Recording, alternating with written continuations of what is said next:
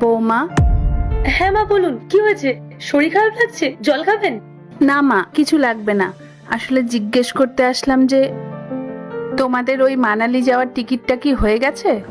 হ্যাঁ মা, 3-4 দিন আগেই তো সব বুক করে ফেলেছি। কেন বলুন তো? না, এমনি। আচ্ছা, কাল রাতের ট্রেন তোমাদের? না মা, প্ল্যান বদলেছে। কাল ভোর 5টায় ট্রেন, সন্ধ্যে 6টার মধ্যে পৌঁছে যাবো। ভোরবেলা? কিন্তু তোমাদের তো রাতে যাওয়ার ট্রেন ছিল, কি তাই না? হ্যাঁ মা, প্রথমে তো রাত্রেই বেরোনোর কথা ছিল, কিন্তু আপনার ছেলে হঠাৎ করে প্ল্যানটা বদলে দিল, কেন কি জানি। ও আচ্ছা, ঠিক আছে, তুমি কাজ করো, আমি আসছি। ঠিক আছে মা।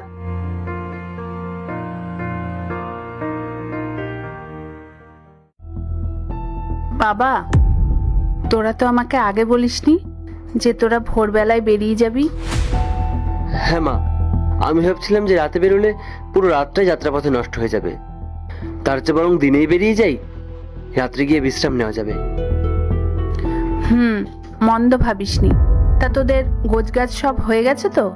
হ্যাঁ মা, প্রায় সবই গোছানো হয়ে গেছে। ওই টুকটাক কিছু বাকি আছে, সেটা খেয়ে দিয়ে গিয়ে গুছিয়ে নেব। আচ্ছা ঠিক আছে। মা, আপনি খাচ্ছেন না কেন? ঠান্ডা হয়ে যাচ্ছে তো খাবারটা। হ্যাঁ হ্যাঁ, খাচ্ছি, তোমরা খাও, আমি খেয়ে নিচ্ছি।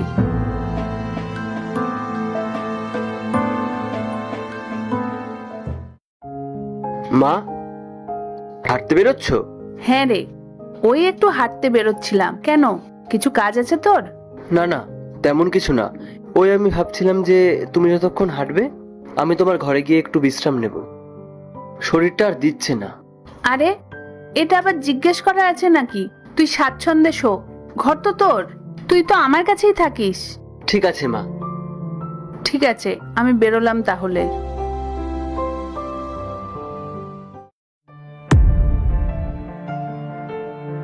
বাবা, তোরা কি এখনই বেরোচ্ছিস? হ্যাঁ মা, ট্রেনের সময় তো প্রায় হয়ে এলো, তাই ভাবলাম বেরিয়ে যাই। মা, এবার আমরা বেরোলাম, নিজের খেয়াল রেখো, ঠিক আছে? হ্যাঁ রে, যা, আমি তো আমার খেয়াল রাখতেই পারবো, তোরা সাবধানে যাস। হ্যাঁ মা, চলো ইন্দ্র, দেরি হয়ে যাচ্ছে। হ্যাঁ চলো। ও এক সেকেন্ড, একটা ব্যাগ তো ঘরে ফেলে এসেছি, নিয়ে আসি। আর একটা ব্যাগ? বাবা, তোরা তো 5-6 দিনের জন্য যাচ্ছিস, তাহলে এতগুলো ব্যাগ কেন? 3 জনের জামা কাপড় আর জিনিসপত্র কি একটা ব্যাগে ধরে মা? 3 জন মানে 3 নম্বর ব্যক্তিটিকে? আপনি মা, আমরা 3 জনেই তো যাচ্ছি।